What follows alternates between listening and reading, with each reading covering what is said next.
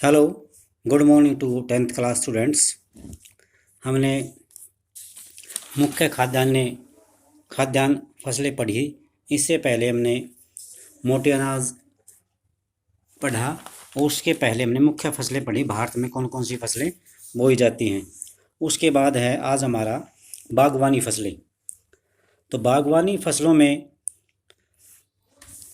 संसार में सबसे अधिक फलों और सब्जियों का उत्पादन कौन करता है? भारत। ये अर्थात भारत विश्व में सबसे अधिक फलों और सब्जियों का उत्पादन करता है। भारत उष्ण और शीतोष्ण कटिबंध दोनों ही प्रकार के फलों का उत्पादक है। उष्ण का मतलब गर्म और शीतोष्ण का मतलब ठंडे। भारतीय फल जिसमें महाराष्ट्र, आंध्र प्रदेश, उत्तर प्रदेश और पश्चिम बंगाल के आम, नागपुर और चेरापूंजी जो कि मेघालय में है के संतरे, केरल, मिजोरम, महाराष्ट्र और तमिलनाडु के केले, उत्तर प्रदेश और बिहार की लीची, मेघालय के अनानास, आंध्र प्रदेश और महाराष्ट्र के अंगूर, हिमाचल प्रदेश और जम्मू कश्मीर के सेब, नाशपाती, खुबानी, अखरोट की यहाँ पर उत्पादन बहुत ज़्यादा होता है। पूरे विश्व भर में इसकी मांग है। तो ये आपको पैराग्राफ नोट कर लेना है, कौन सी फल का उत्पादन कौन कौन से स्टेट करते हैं। भारत विश्व के लगभग 13% सब्जियों का उत्पादन करता है। भारत का मटर, फूल गोभी, प्याज, बंद गोभी, टमाटर, बैंगन और आलू उत्पादन में प्रमुख स्थान है। प्रमुख स्थान का मतलब लगभग नंबर 1 या 2 के स्थान पर है भारत इन सब्जियों में। इसके बाद आती हैं अखाद्य, यानी जो फसलें खाने के लायक नहीं हैं। उन फसलों में कौन कौन सी फसलें हैं? ये प्रोसेसिंग के काम आती हैं। रबड़ का उत्पादन मुख्य रूप से भूमध्य सागरीय क्षेत्रों में किया जाता है, लेकिन विशेष परिस्थितियों में उष्ण और उपोष्ण कटिबंध में भी इसका उत्पादन किया जा सकता है। इसकी फसल उगाई जा सकती है। इसको उगाने के लिए 200 सेंटीमीटर से अधिक बारिश और 25 डिग्री सेल्सियस से अधिक तापमान की आवश्यकता होती है। नमी और आर्द्र जलवायु की आवश्यकता होती है। तो रबड़ उगाने के लिए आवश्यक शर्तें क्या हैं, ये हमने अभी पढ़ा है।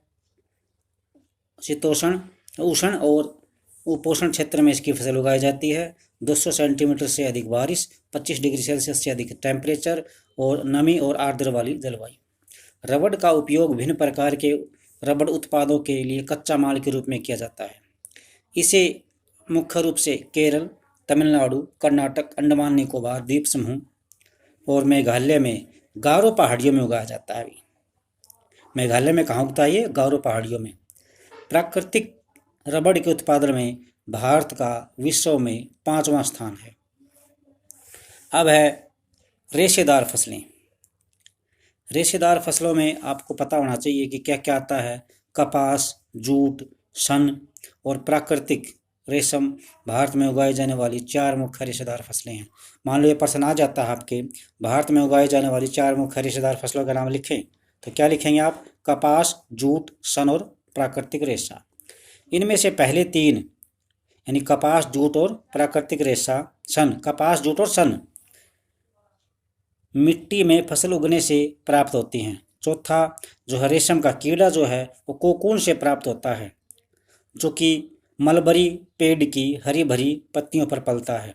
रेशम उत्पादन के लिए रेशम के कीड़ों को पाला जाता है और इस खेती को क्या कहते हैं? सेरीकल्चर का बोलते हैं। सेरीकल्चर, रेशम उत्पादन।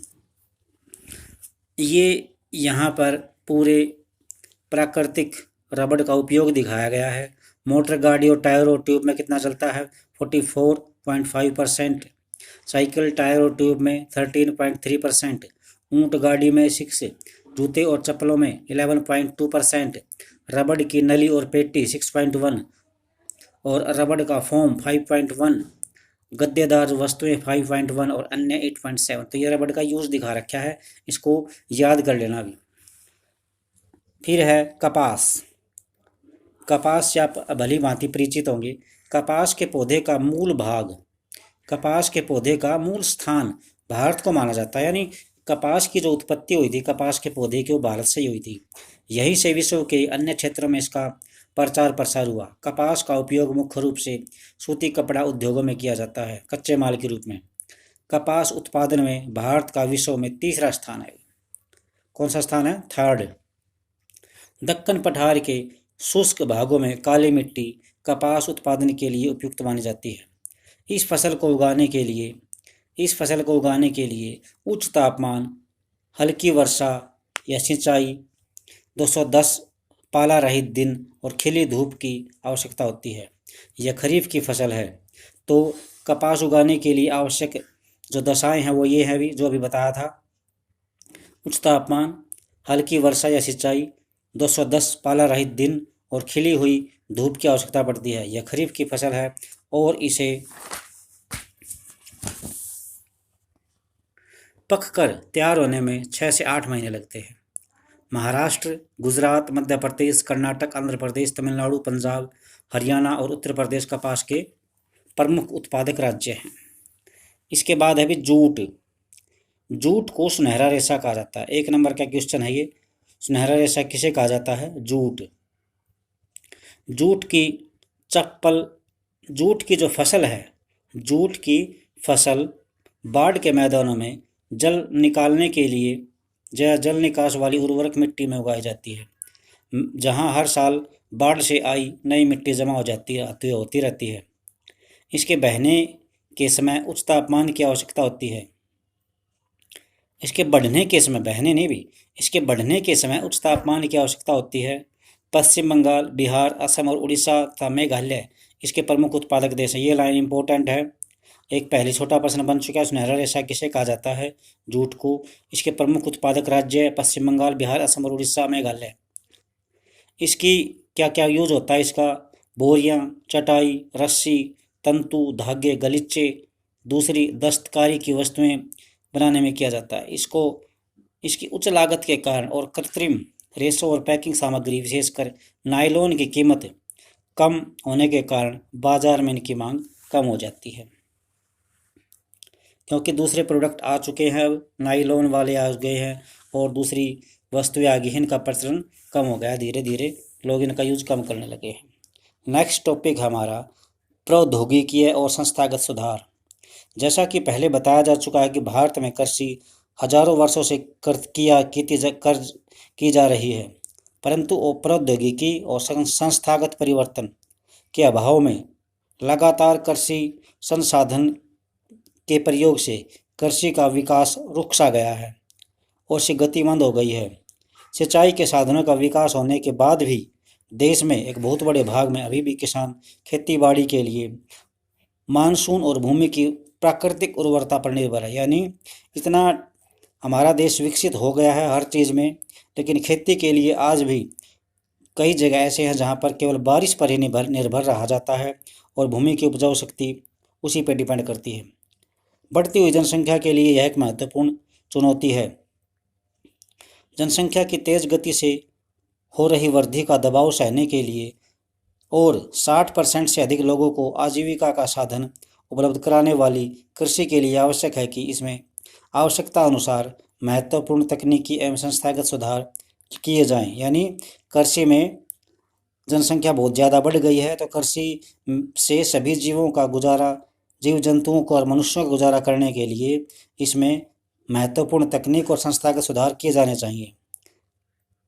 स्वतंत्रता के पश्चात देश में संस्थागत सुधार करने के लिए जोतों की चकबंदी का मतलब होता है सारे अगर खेत बिखरे पड़े हैं किसी भी किसान के, तो उन सारे खेतों को एक स्थान पर दे देना, एक स्थान पर बना देना, चकबंदी। सहकारिता तथा जमींदारी आदि समाप्त करने को प्राथमिकता दी गई। पहली पंचवर्षीय योजना जो कि 1951 में चली थी। कब चली थी पहली पंचवर्षीय योजना? 1951 में, अप्रैल 1951 से। में भूमि सुधार करना मुख्य लक्ष्य था। भूमि पर पुश्तैनी अधिकार के कारण जमीन जो है टुकड़ों में बढ़ती रही थी, इसकी चकबंदी करना अनिवार्य था, क्योंकि टुकड़ों में अच्छी तरह से खेती नहीं हो पाती थी। भूमि सुधार के लिए सरकार द्वारा कानून तो जरूर बना दिया गया, किंतु इसके लागू किए जाने में छूट प्रदान कर दी गई। 1960 और 1970 के दशकों में भारत सरकार ने कई प्रकार के कृषि सुधारों की शुरुआत की। पैकेज टेक्नोलॉजी पर आधारित हरित क्रांति और श्वेत क्रांति, इसको ऑपरेशन फ्लड बोलते हैं। हरित क्रांति का मतलब है गेहूं और चावल में होने वाले उत्पादन में बहुत ज़्यादा वृद्धि, और श्वेत क्रांति का मतलब है दूध के उत्पादन में होने वाली वृद्धि। जैसे कृषि सुधारों के लिए कुछ रणनीति प्रारंभ की गई थी, परंतु इसके कारण विकास कुछ क्षेत्र, यानी जो ये सब तक नहीं पहुंच पाई ये योजना, कुछ क्षेत्रों तक सीमित रह गई। इसलिए 1980 और 1990 के दशकों में व्यापक भूमि विकास कार्यक्रम शुरू किया गया, जो संस्थागत और तकनीकी सुधारों पर आधारित था। इस दिशा में उठाए गए कुछ महत्वपूर्ण कदमों में सूखा, बाढ़, चक्रवात, आग तथा बीमारी के लिए फसल बीमा के प्रावधान और किसानों को कम दर पर ऋण सुविधा उपलब्ध करवाने के लिए ग्रामीण बैंकों, सहकारी समितियों और बैंकों की स्थापना की गई थी। अब किसानों के लाभ के लिए भारत सरकार ने किसान क्रेडिट कार्ड और व्यक्तिगत दुर्घटना बीमा योजना शुरू की हैं। इसके अलावा आकाशवाणी और दूरदर्शन पर किसानों के लिए मौसम की जानकारी के बुलेटिन और कृषि कार्यक्रम प्रसारित किए गए हैं। ये किसानों की सुविधा के लिए है भी, ताकि इनको समय पर सही जानकारी मिल सके। किसानों को बिचौलियों और दलालों के शोषण से बचाने के लिए न्यूनतम सहायता मूल्य और कुछ महत्वपूर्ण फसलों के लाभदायक खरीद मूल्यों की सरकार घोषणा करती है। जैसे अभी अभी आप सबको पता होगा कि जो फसलें अब बोई जा रही हैं, जैसे कपास है, ज्वार है, बाजरा है, सरकार ने इनका मिनिमम सपोर्ट प्राइस तय कर दिया गया है। इसी तरह सरकार हर साल फसल बोते टाइम ये तय कर देती है, यानी किस रेट पर सरकार इसको जो फसल है उसको खरीद देगी, उससे कम पर नहीं होगा। अब एक छोटा सा पॉइंट है, भूदान ग्रामदान। महात्मा गांधी ने विनोबा भावे, जिन्होंने उनके सत्याग्रह में सबसे निष्ठावान सत्याग्रही की तरफ भाग लिया, यानी महात्मा गांधी ने जब सत्याग्रह आंदोलन चलाया तो उसमें महात्मा गांधी का साथ बहुत से लोगों ने दिया, उनमें से एक विनोबा भावे भी थे, को अपना आध्यात्मिक उत्तराधिकारी घोषित किया था। यानी मेरे बाद ये संभालेंगे जो भी कमांड है, उनकी गांधी जी के ग्राम स्वराज्य उदाहरणों में गहरी आस्था थी। गांधी जी की शहादत के बाद उनके संदेश को लोगों तक पहुंचाने के लिए विनोबा भावे ने लगभग पूरे देश की पैदल यात्रा की। एक बार जब वे आंध्र प्रदेश के एक गांव पोचमपल्ली में बोल रहे थे तो कुछ भूमिहीन गरीब ग्रामीणों ने उनसे अपने आर्थिक भरण पोषण के लिए कुछ भूमि मांगी। यानी जब वे आंध्र प्रदेश के पोचमपल्ली में भाषण दे रहे थे तो वहां पर कुछ ऐसे लोग थे जो गरीब लोग थे, उनके पास जमीन नहीं थी, तो भूमि मांगी। विनोबा भावे ने उनसे तुरंत कोई वायदा तो नहीं किया, परंतु उनको आश्वासन दिया कि यदि वे सहकारी खेती करें तो भारत सरकार से बात करके उनके लिए ज़मीन मुहैया करवाएंगे। अचानक श्री रामचंद्र रेड्डी उठ खड़े हुए और उन्होंने 80 भूमिहीन ग्रामीणों को 80 एकड़ भूमि बांटने की पेशकश की। यानी रामचंद्र रेड्डी नाम का किसान था, उसके पास 80 एकड़ भूमि थी और सारी भूमि गरीब भूमिहीन थे किसान थे, उन्हें बांट दी। इसे भूदान के नाम से जाना गया। बाद में विनोबा भावे ने यात्राएं की और अपना यह विचार पूरे भारत में फैलाया। कुछ जमींदारों ने जो अनेक गांवों के मालिक थे, भूमिहीनों को पूरा गांव देने की पेशकश की। इसे ग्राम दान कहा गया। परंतु कुछ जमींदारों ने तो भूमि सीमा कानून से बचने के लिए अपनी भूमि का एक हिस्सा दान किया। विनोबा भावे द्वारा शुरू किए गए इस भूदान ग्रामदान आंदोलन को रक्तहीन क्रांति का नाम दिया गया। आज हम इतना ही टॉपिक करेंगे, नेक्स्ट अगली बार होगा। और ये लास्ट तो नहीं होगा, एक और बचेगा इसके बाद। और जब तक आप घर पे रहें, पढ़ें और अपनी तैयारी करें। Thanks a lot for this listening me carefully.